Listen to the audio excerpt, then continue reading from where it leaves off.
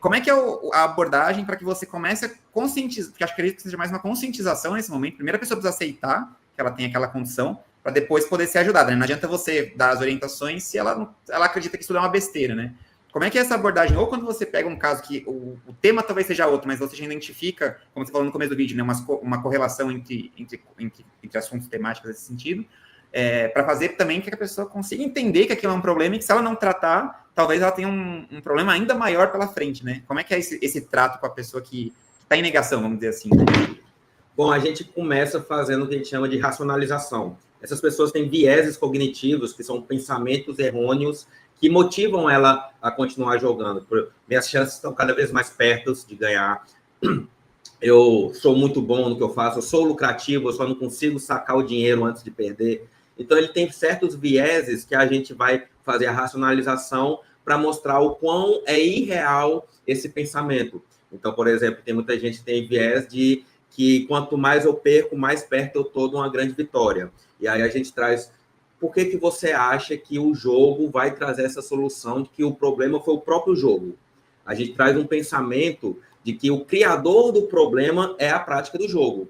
Então, nunca vai ser uma solução o jogo. E aí a gente vai racionalizando para mostrando para a pessoa. Basta você olhar na sua história. Por que você, ao invés de tentar prever o futuro ganhando o jogo, você não se baseia no seu passado no jogo, para você ter uma base real e não imaginária do que o jogo pode fazer na sua vida. Então, a gente vai racionalizando e quebrando esses vieses cognitivos, que é o que surge na mente dela para fazer. Eu vou jogar, eu vou apostar, vou tentar recuperar. Então, a gente vai fazendo isso, até essa concepção de avaliar os riscos, de, por exemplo, queria jogar para tentar recuperar. E aí a gente traz, mas e se você perder o dinheiro que você vai apostar para tentar recuperar? Nossa, aí talvez fique pior ainda, eu me sinta muito mais mal. E se você pegar esse dinheiro que você quer apostar para recuperar e já antecipar uma conta que está atrasado?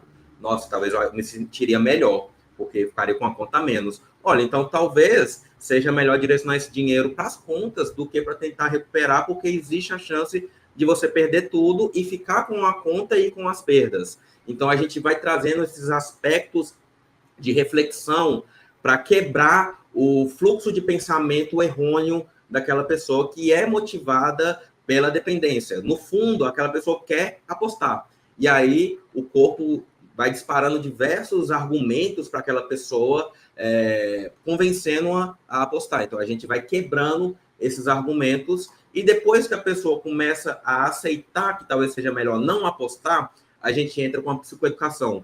A gente mostra que muito do que ela sente, que ela relaciona com, por exemplo, eu estou depressivo porque eu perdi muito dinheiro. A gente traz, não, mas os sintomas depressivos é um sintoma do vício.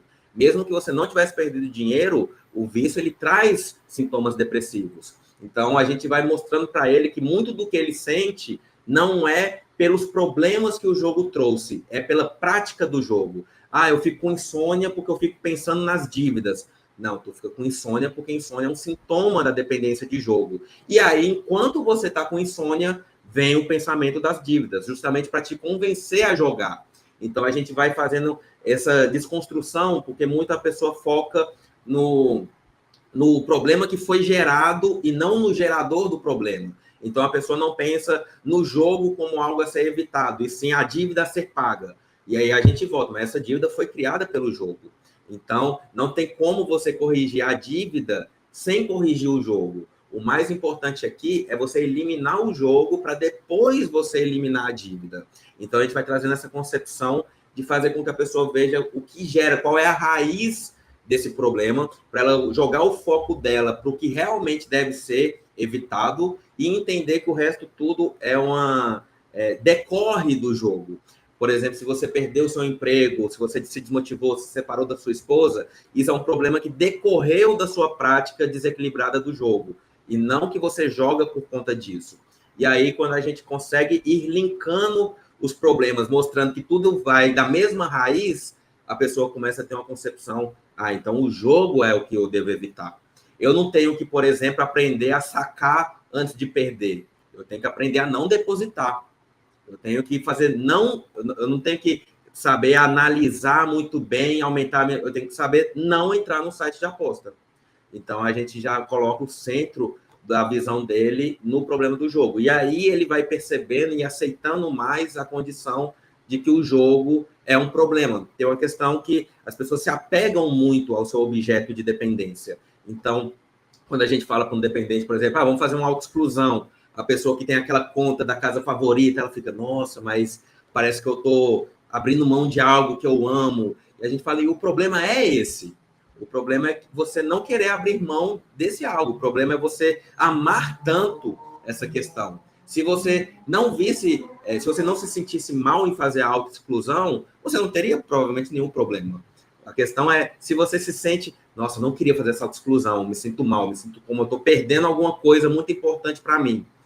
Uma conta de uma casa de apostas não é para ser algo muito importante para você. Não é para ser a sua prioridade de vida. Não é para você ter um apego sentimental pela tua conta na casa de apostas.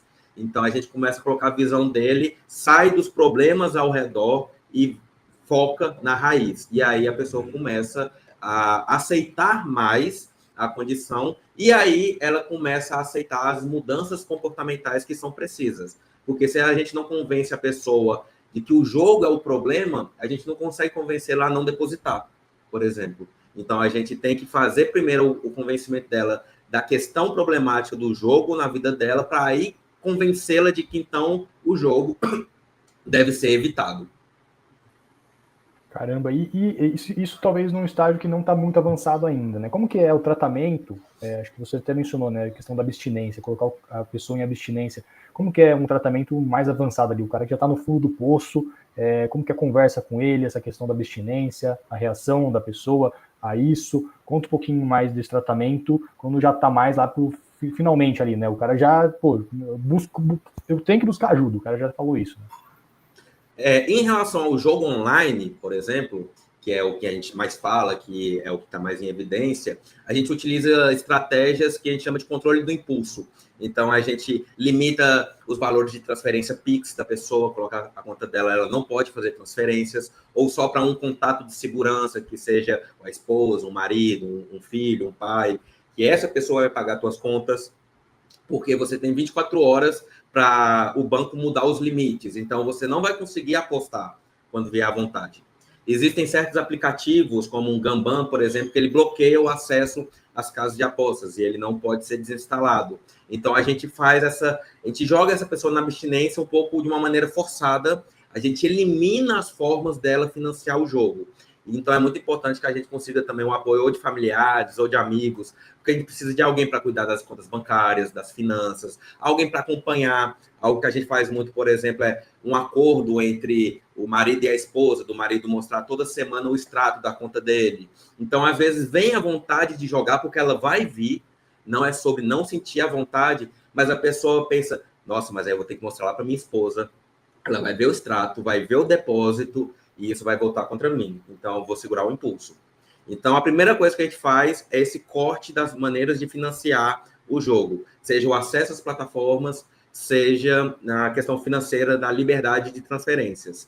E aí, a partir daí, a pessoa na abstinência, a gente começa a ver quais momentos vem o maior desejo, quais momentos é mais difícil, quais pensamentos vêm acompanhado desse desejo de jogar, como é a rotina dessa pessoa. Existem muitas relações de uma rotina sedentária, sem muito lazer, com isolamento social, que a pessoa passa muito tempo nas redes sociais, passa muito tempo nas telas. Então, a gente começa a resgatar essa pessoa e jogar ela mais para o mundo. Vai fazer uma atividade física, vai fazer uma atividade social, volta a encontrar a tua família, participa dos almoços em família, vai encontrar com os amigos, procura um novo hobby. A gente indica coisas para ir preenchendo esse buraco que o jogo deixa e para também fornecer prazer. Uma coisa que a gente sempre fala, que não adianta você tirar o jogo, porque aí você deixa um buraco. E aí a mente vai atrás de preencher esse buraco. E provavelmente ela vai atrás com o que ela sabia que preencheria, que é o jogo. Então você não adianta tirar o jogo e tentar viver a sua vida normal. Você precisa tirar o jogo e mudar a sua rotina, adicionando coisas que preencham esse espaço que o jogo vai deixar. Porque se você ficar com um excesso de ócio, por exemplo, vai vir um desejo de jogar. E se você não tiver uma estratégia de, eu gosto de jogar bola, então quando vier o ócio e a vontade, eu vou jogar uma bola.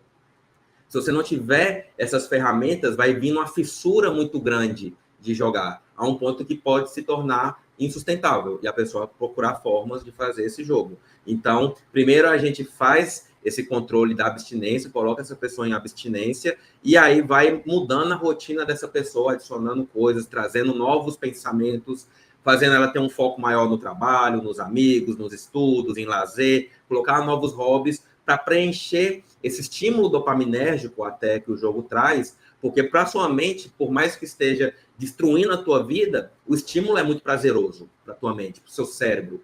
Então, a gente precisa de outros estímulos, porque o teu cérebro vai buscar estímulo. O cérebro de todo mundo busca esse estímulo. Só que dessa pessoa, ela está muito moldada a estímulos muito fortes. Então, ela precisa ter essas ferramentas de buscar esse estímulo em outras coisas, senão vai vir à vontade acompanhado de muita fissura. Ó, eu sei que você tá doido para ver o próximo corte, mas antes, cria tua conta na Betfair, patrocinadora oficial do Boteco do Clubão. Link nos comentários, hein? Tamo junto!